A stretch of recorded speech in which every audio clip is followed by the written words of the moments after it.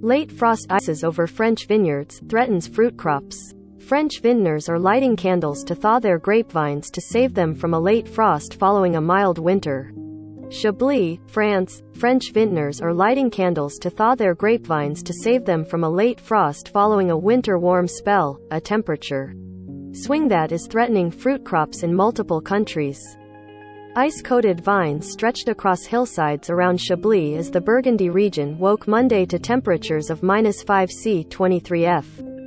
Fruit growers are worried that frost will kill off large numbers of early buds, which appeared in March as temperatures rose above 20 C 68 F, and disrupt the whole growing.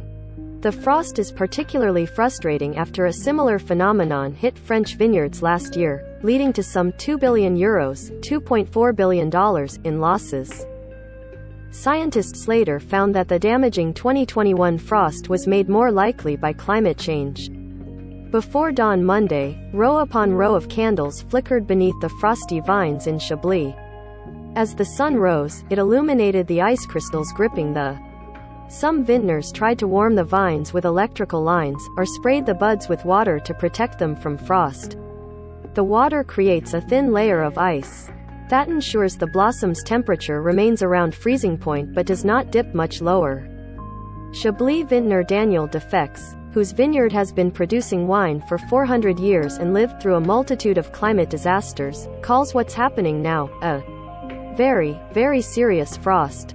He noted temperatures are dropping a few degrees lower than last year, down to -7 C in places, and have reached warmer hilltop plots as well as those in the cooler valleys. He placed paraffin candles on the soil or set up special irrigation systems to protect about 5 hectares of his most valuable Grand Cru and Premier Cru grapes, but had to leave the remaining 25 hectares to face the forces of nature. At a cost of €10 per candle, and 600 candles per hectare, it was too costly to invest in saving the rest of the grapes. After that, you have to cross your fingers and pray to God, he told the Associated Press.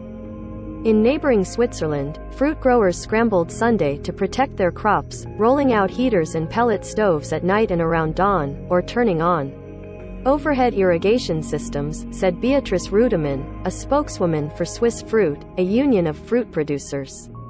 Some unfurled plastic sheeting to shield their trees. Temperatures fell below freezing in most fruit-growing regions in Switzerland, she said. Northwestern Switzerland bore the brunt of the cold snap, which was most critical for stone fruit, like cherries, apricots and plums, because they're in bloom and, therefore in a delicate stage, she said.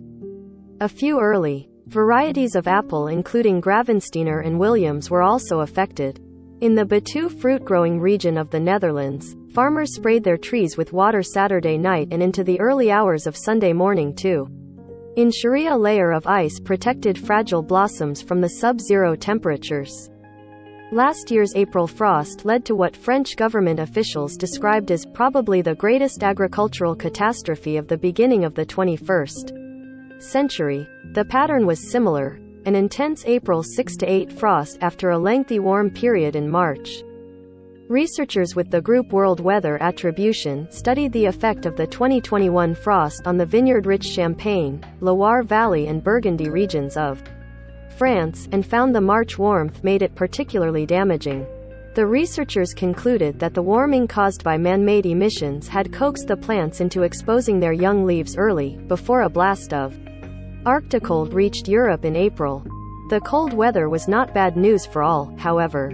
In the central Dutch town of Winterswijk, skaters took to the ice Sunday at the local ice skating club. Thesis unique. Skating on natural ice in April, the club's ice master, Hendrik ten Proya, told local network Omroep Gelderland. Jamie Keaton in Geneva and Mike Corder in The Hague, Netherlands contributed.